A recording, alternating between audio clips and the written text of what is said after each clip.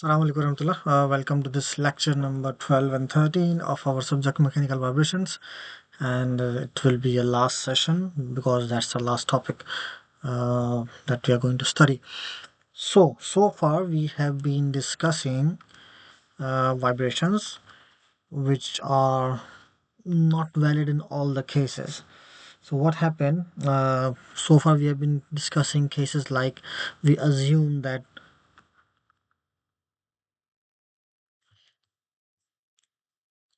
all the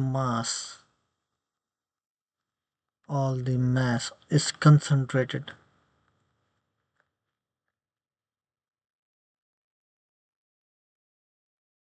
at a point. And same goes for stiffness and same for the damping. So what we do, we design a mass spring damper system. We say, okay, this is mass, this is a stiffness, this is damping, and now I'm applying force to that and I will observe the vibration pattern. But obviously that is not the case in reality, and we cannot model all the things like this one. For example, we in the beginning of our session we saw the example of we discussed the example of the suspension system of our on automobile. So for the suspension system we can model, okay, the whole mass of the car is mu, and a person is sitting on a seat that is ms, and the seat has some stiffness and some damping, and the car is running on wheel has some stiffness contact with the road. So you can design a system like this one. So that is called the discrete system. So this kind of modeling technique is called the discrete system,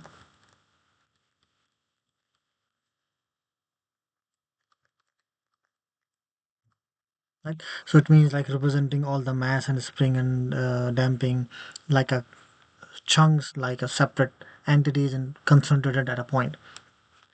But if we look into the vibrations of some other system, let's say the vibration of the diaphragm of a speaker, the speaker has a shiny film inside, and by the changing polarity of negative and positive, it vibrates up and down, and you see this film vibrating up and down. So there's a vibration in that membrane or the diaphragm as well. Now you cannot model this whole diaphragm as a this mass over this stiffness contact with some damping, because that's a whole membrane stretch all over the place with a very thin profile. So the membrane cannot be modeled as a discrete system, so it has to be represented as a continuous system because the mass is as uniformly distributed over the whole surface. So take another example of this vibration bar of a handle of your automobile or your motorcycle, you can say. So this, and when you drive that motorcycle you observe some vibration in this bar. So the good quality automobiles, they try to design this bar in such a way so that the person who is riding the motorcycle doesn't feel the vibration in his hand.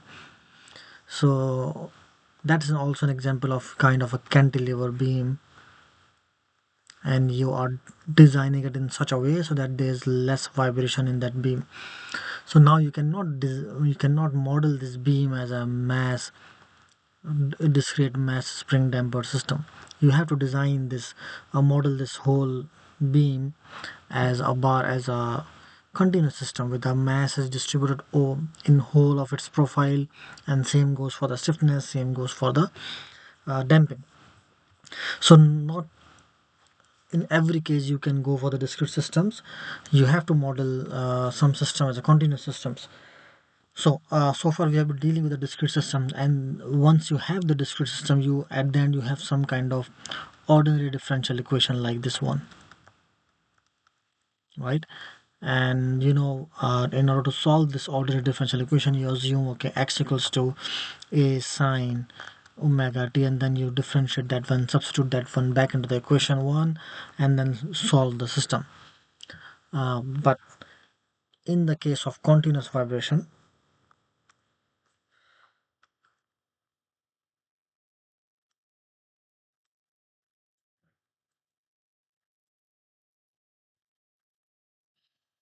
what you get at the end is partial differential equation, not the ordinary differential equation.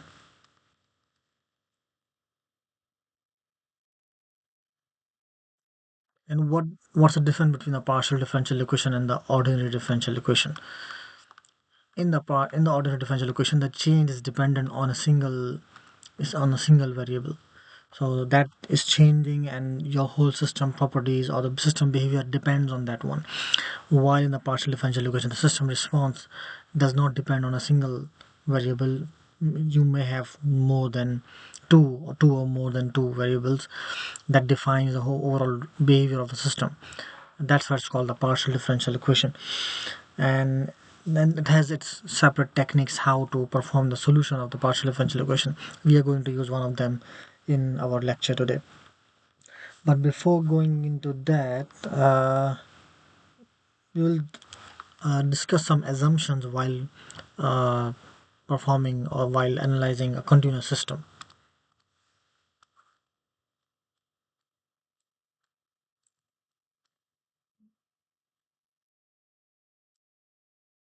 Just to ease our task. So what are the assumptions for the continuous system? The first one is mass per unit length is constant. The linear density is always constant. The mass per unit length, that is density, is constant, or even the volumetric density, it is also constant. Then the second assumption we have string, because we are going to start with the we are going to discuss different cases of the continuous vibration. So it's vibration in strings, vibration in bars and beams, so on and so forth. So currently we are starting with the vibration of the strings. So for that one, string is perfectly elastic, or even the bar string is perfectly elastic.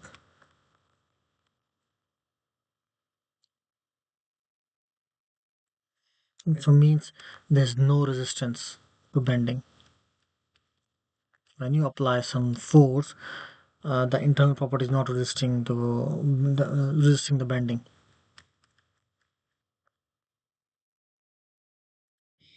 And the third one is gravitation is negligible,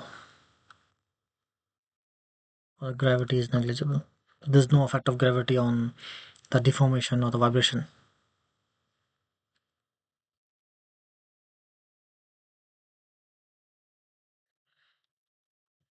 And the fourth one is the displacement for the string specifically. We will see what does it mean. Just vertical displacement is small, so slope is small, and we'll see what does it mean. What we are trying to uh, find, what we're trying to define here. So these are some basic assumptions. So let's suppose we have a string that is fixed at both ends.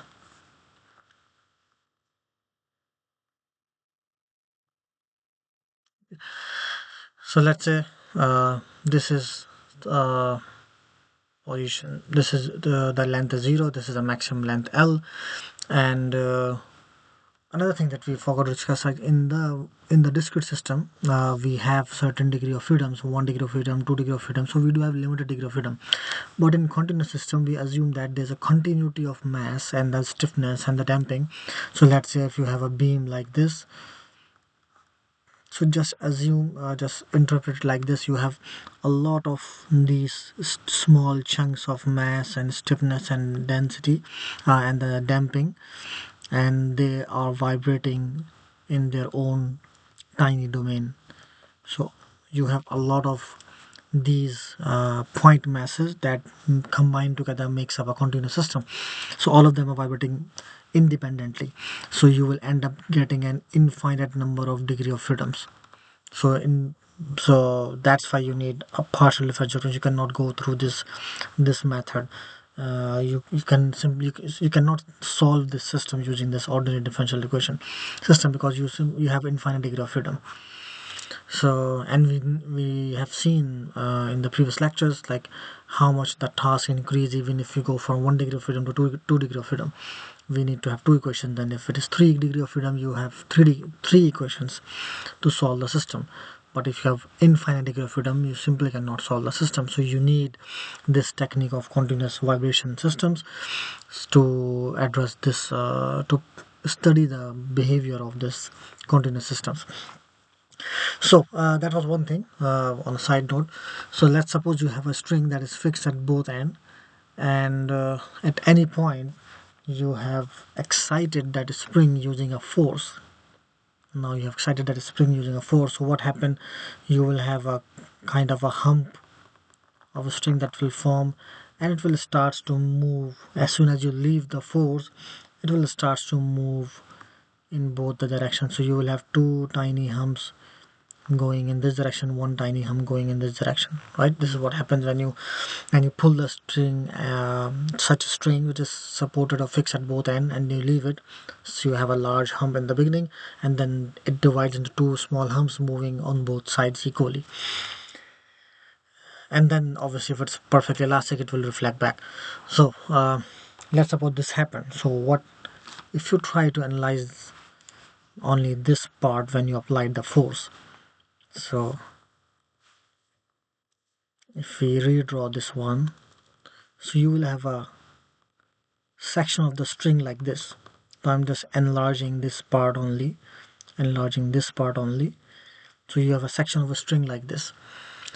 So you can call it, that's a small section dx, and this is the position x of the string, and this is the position x plus dx, right? And at this point the displacement of the string is x at any time t, and at this point the displacement is x plus dx at any point t, and the tension in the string is constant because we said elasticity is uniform throughout the string. So this is how that's tx, and you can call it dx plus dx. So now if you apply the Newton's law, a net force on the string, it will be summation of all forces equals to ma. And if we try to expand that one, this mass will be the density into the that section, because we saw that this is the linear density. Let's call it delta rho L. So it was mass per unit length, or you can call it mass per dx. That was the unit length we are analyzing. So we can write the mass as linear density into that small section into the acceleration, which is equals to partial by partial t square. We are going to represent that one as a double derivative of the displacement xt. That's summation of all forces. Now we can expand the other side as well. So what are the forces that is acting onto this one? So let's say this is the force upward, this is the force downward, and we have another force F acting upward. So taking all the forces upward as positives, you will have t x, sorry, let's make it small, x plus dx minus of t at xt plus, that's F, the force we applied in the beginning to excite the string, and then the remaining is the same, dx into partial by partial t square uxt. Now we can expand this using the Taylor series, this part using the Taylor series.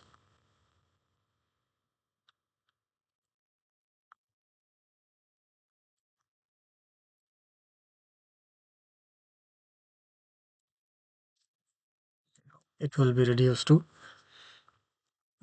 if we try to expand this using the Taylor series, it will be x plus dx. So it can be written as partial by partial t u xt plus dx partial by partial t square of u xt plus higher order terms. So we are not interested in the higher order terms, so we can write it as e into partial by partial x of u into xt plus dx partial over partial x square u xt minus of t partial over partial derivative of u with respect to x for xt plus f xt equals to the same, this density into dx into partial derivative, double derivative of u at xt. So we know that we can cancel out this one and this one, they both cancel out. So what we are left with is that's t into, sorry, dx double derivative, partial derivative of u with respect to x plus f xt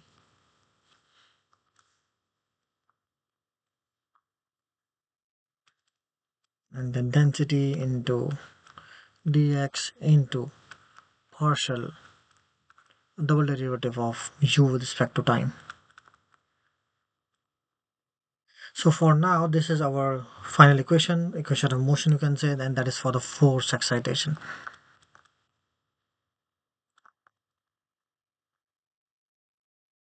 So if we want to analyze for the free vibration, so it means for free vibration, that's f needs to be 0. So we can substitute that f is equal to 0. So we will have at the end is, this becomes, this part becomes 0. So we will have, I'm going to change the color now.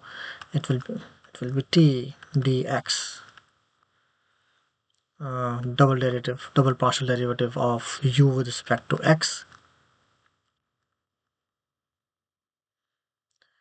equals to the linear density into dx into double derivative of u with respect to time. Now here we can cancel out this one, so we are left with that is, you can take t on the other side as well.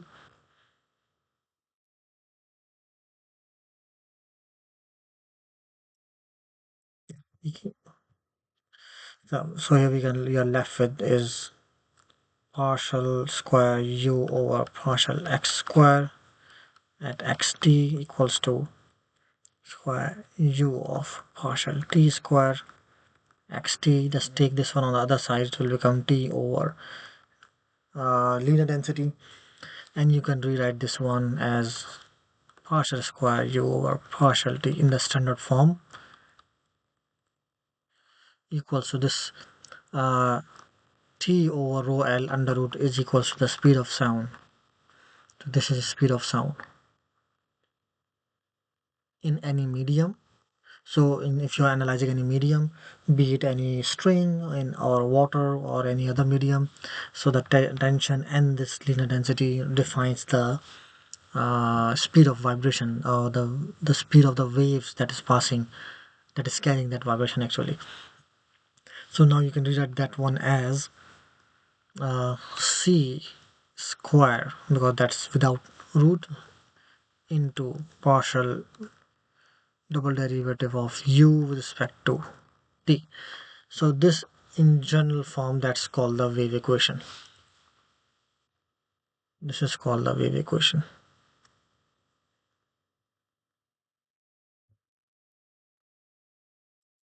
It defines a wave in any medium, be it linear, non-linear. You can work with this one and uh, define the excitation. You can analyze the excitation in a medium when a wave is passing through it. So you can call it wave equation. It's one-dimensional wave equation. So now you can give it some boundary conditions and the initial conditions, but before going into that, uh, let's solve this one. So we know when we derive the equation of motion in the discrete system, so once we have the equation of motion, we perform the solution of that equation of motion using the homogenized equation or the general solution method. So like that one, we have some solution method for the partial differential equation as well. But as we know, in the partial differential equation we have two independent variables, like in this case we have x and we have t. So the whole system behavior doesn't depend on one variable, rather it is dependent on more than one variable. That's why we call it a partial differential equation. So we use a technique for the solution of this equation called, sorry, that is called separation of variable. Solution using separation of variable method. There are different ways to solve the partial differential equation. Most common one that is used mostly is a separation of variable. So what it does, currently our equation has two independent variables. So this method separates these two variables and make two equations, and then solve the equation to get the response of the system.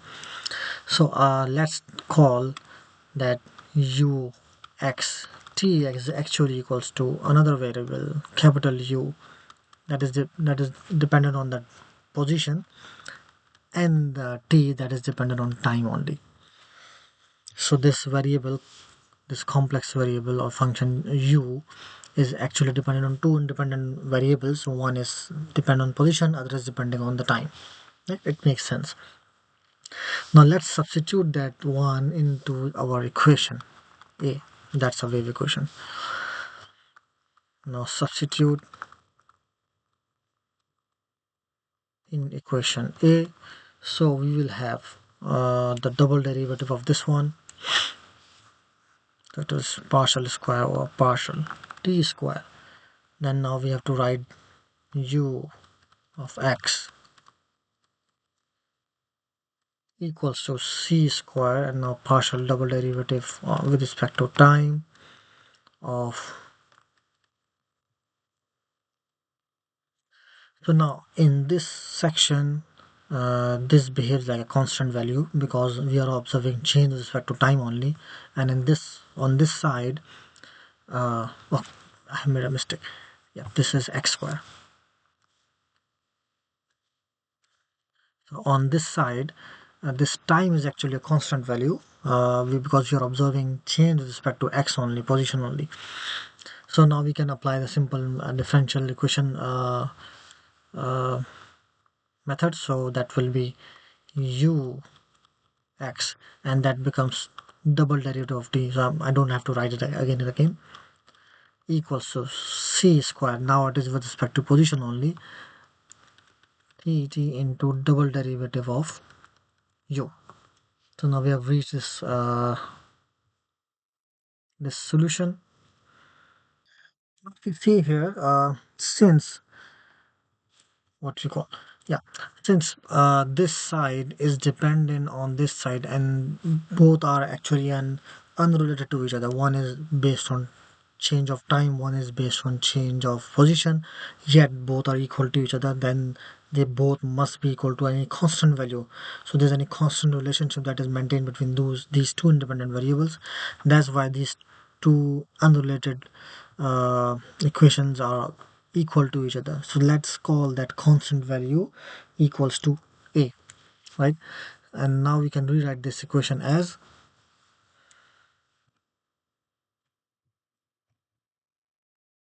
write them separately. So just take t over t, time on this side, so it will be 1 over time constant into the double derivative of time, and that becomes c square by u x into double derivative of u. This, both of them are equal to a. You can write two different equations from that one. 1 over time into double derivative of time equals to a, and other one is c square u x into double derivative of u that's equals to a. So from here we have managed to separate those two variable and we end up having two different equations. So we can simplify these even further. So it will become t double derivative of t equals to a into t, and we can write this one as c square u double derivative of x equals to a into u of x. Let's move to the next page.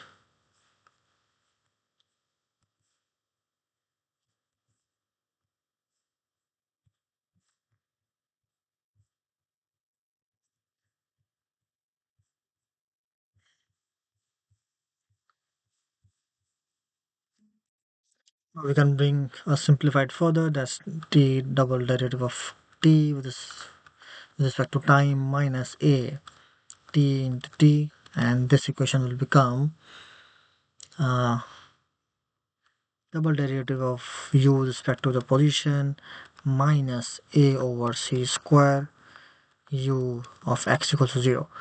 So now we have two different equations. Just to avoid this negative sign in our equations, let's substitute minus a equals to omega square. So just to avoid the square, just to avoid the negative value, so we have double derivative of t with respect to time plus omega square equals to 0, and this will become double derivative of u with respect to x uh, plus omega square over c square into u x of 0. So now we have two different equations and we have successfully separated the two variables. Now if you observe, these both of these are actually the second order ordinary differential equation. Now they are no more partial differential equations. They both in their own capacity depend on a single variable, so we can write their solution directly. So for the first one, uh, for the time we can write it as, let's say, it will become equal to a cos omega t plus d sine omega t, and this second one, it will become u of x equals to a cos omega c of x plus b sine omega c of x. So that's a general solution of the ordinary differential equation. We have seen this previously many times. I'll just change the variables here because both are a b. Let's call it cd. Let's call it cd. Yeah, so now we have the equations of our solutions, and so in this case, these A, B, C are the constant values, and we know that we can find out this constant using the initial and the boundary conditions, and omega is the frequency of vibration,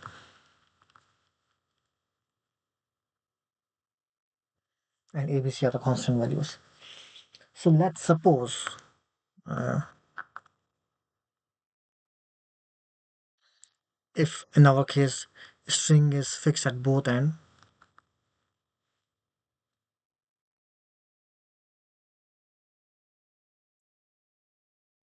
so what will happen?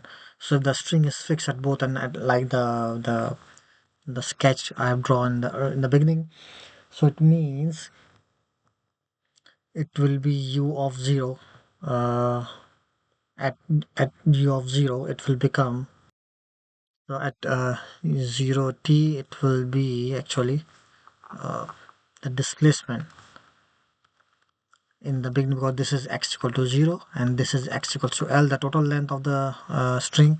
So at the beginning the displacement is 0 obviously, and even at the extreme end of the string there's no displacement. No matter how much vibrations is there, there's no displacement at the end. So you will have zero boundary condition for or zero displacement in both the cases. Now you can substitute that one into our equation, this one. So we will have, let's say, at the 0t it will become equals to, so if you substitute this one it will become uh, u of 0 is equals to a cos of 0 plus b sine of 0, and we know this sine 0 is equals to 0, cos 0 is 1, so it will end up getting a equals to 0, right? So we know the first constant, and for the second condition, boundary condition, we will have u lt, which becomes a cos, what is the value of omega, sorry, yeah, omega l over c, and plus b sine omega l over c, and we know that the a is 0, so it turns this equal to 0, and this itself is also equal to 0, so we will have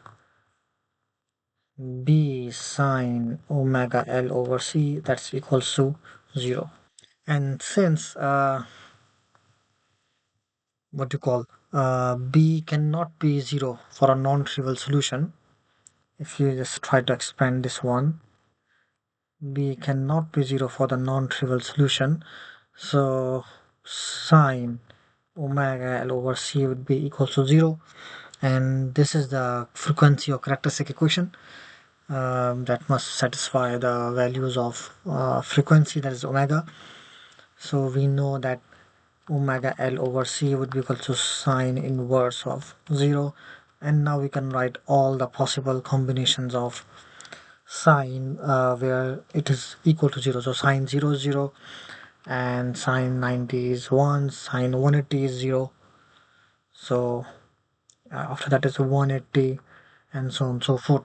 So it means it is that's equals to pi, so we can write it as omega l over c equals to n pi, where n is equal to 0, 1, 2, 3, and so on and so forth.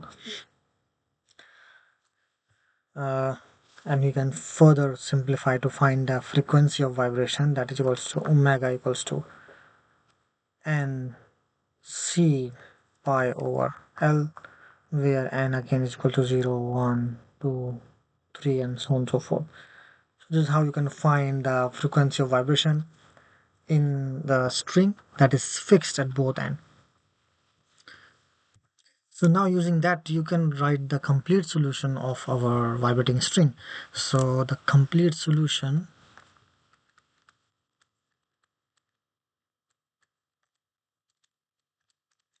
if you recall, these were the two equations that was defining the vibration of a string, and what was our actual equation, which was equals to, it was equals to u x t was equals to u of x and t of t, and we have two separate solutions for both of them. Now we know the value of omega, that was the only unknown we have, so we can write it as u and xt, it equals to sine n pi x over l equals into the solution of t, which is c at any what do you call it, any harmonic, n into cosine, and then the value of omega, that is nc pi over l into t plus d at any harmonic sine nc pi over l into t. So this is what that's the complete solution of our vibration of a string. As one of the aspects, so you may have various boundary condition, like in this case we dealt with the string that was fixed at both ends. So what if our string was like, so we have a you can say holding bar here, and our string is fixed somewhere, and it is vibrating like this one, and there's a channel, and our string is able to move along this one that is fixed, but here it can move along this y-axis. So we will have a different boundary conditions. So in that case, our initial condition would be equals to uh,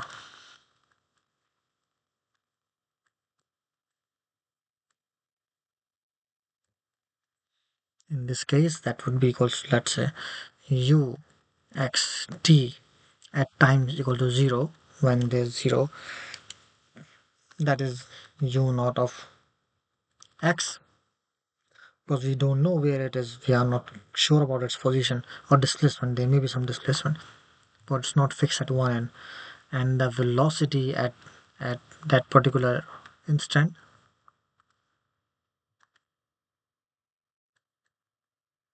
that is x and t equals to 0, is also u naught of x, taking derivative of this one. So this is how you can define different conditions for that one. What if the string is fixed at an end, let's say x equal to 0, like this one, and so displacement must be 0. So for this end specifically, the displacement would be equals to 0 at any time t, whether time is 0 or at any other point.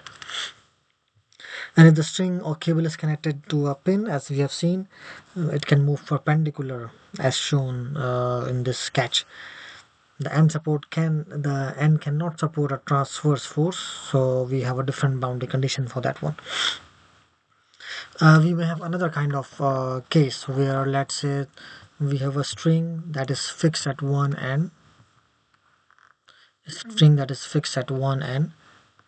but it is supported by an elastic support on the other end.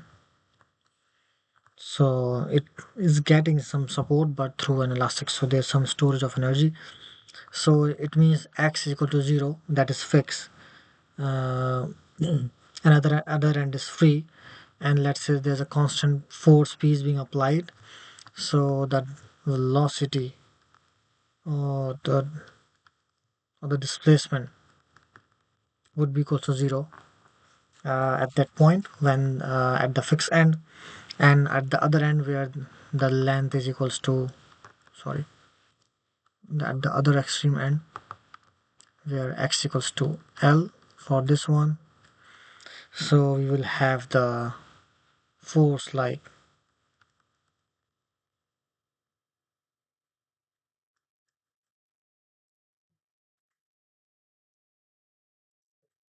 and that is at x equals to L, and this is equals to, because there's elastic resistance to that one, minus kx, sorry, minus of k into u, that's displacement, that is elastic force at x equals to L. This sorry, this is k, not this is t. So here this k is actually a spring constant. So this is how you may have a different scenarios of string. The one we solved completely was string that was fixed at both end. So you saw like how we can drive the solution for such a string. So we will look into some example solutions and some solved example, so that you have an complete idea how you can perform the solution of real cases that is similar to the vibration string.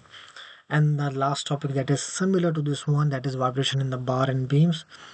The string is very simple geometry, so we have a three-dimensional geometry mostly in the structure. So you may have the vibration in the bar and beam, so we will see how we can drive the solution for that one as well.